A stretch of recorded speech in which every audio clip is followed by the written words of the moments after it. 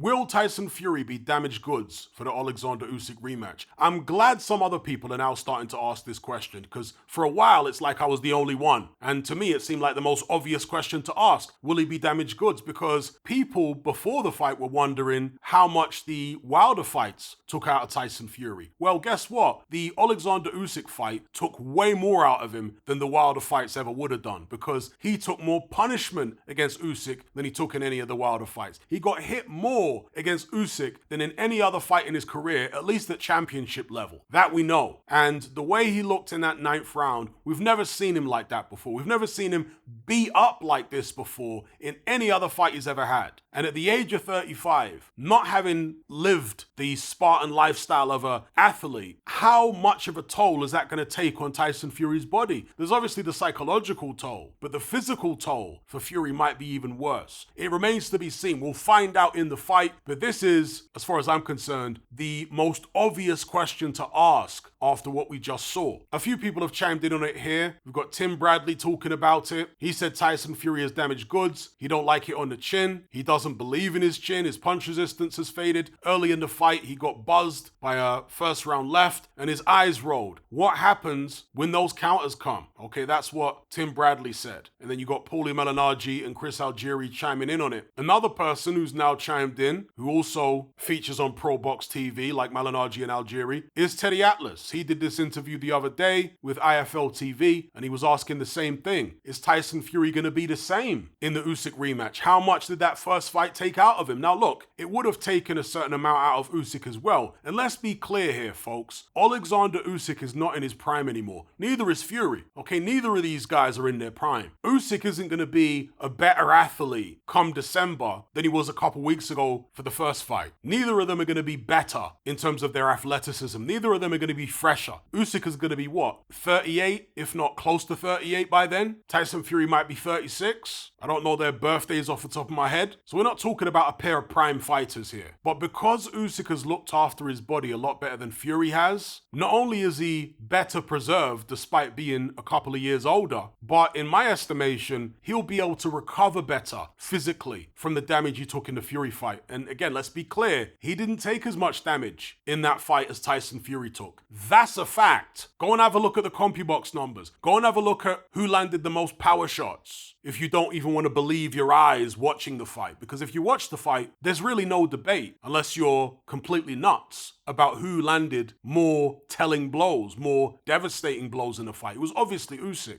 Usyk was actually the first guy to land a big shot in the fight, in the first round. And as I say, he definitely landed more of them. So how's that going to affect Fury? Tim Bradley spoke about his punch resistance. Well, I think that Tim Bradley, Malignaggi, and these guys have really missed the trick talking about Tyson Fury's punch resistance, because Fury has been dropped by quote-unquote non-punchers before. He was dropped by Steve Cunningham, he was dropped by Nevin Pikage, and that's back when he was fresh. So I'm really not quite sure why any of these guys were shocked by the fact that Usyk was able to hurt Tyson Fury. It never shocked me. I said in numerous videos before the fight, don't be surprised if Tyson Fury goes down against Usyk. I mean, he got dropped off Francis Ngannou by a pretty innocuous looking punch. It didn't look devastating to me. Yeah, Ngannou's a big heavy-handed guy, but it didn't look like he got much on that particular shot. And yet Fury went down. When you're in there with a guy like Usyk, who's constantly hitting you, making you work, tiring you out, by the time you get to the 8th, 9th round, I predicted in my predictions that Tyson Fury would face a crisis moment around the 8th, where he would either suffer a cut or get dropped and have to rally back. I really think that a lot of these American pundits got caught up in the hype that Tyson Fury created around the Wilder fights. And they started to think that he was not just better than he actually was, but also physically tougher than he actually was. And it's not that Tyson Fury isn't physically tough. He obviously is. But they overestimated his chin. They started thinking that nobody can put Tyson Fury down other than the biggest punchers in the division. Which again, very strange considering the fact that he was dropped by two guys who were not big punchers in the past. So anyway, let me not labor the point. Give me your thoughts in the comment section below. Is Tyson Fury damaged goods? Will his punch resistance in particular have deteriorated even more than it potentially already has by the time he gets in the ring for the Usyk rematch, if that fight goes ahead? And if it has deteriorated, we might see something really shocking, like Usyk stopping Tyson Fury, maybe in the first half of the fight, if his punch resistance is significantly diminished because of what happened the first time around, and obviously the cumulative effect of the damage he's taken over the years. So yeah, let me know what you think about all this.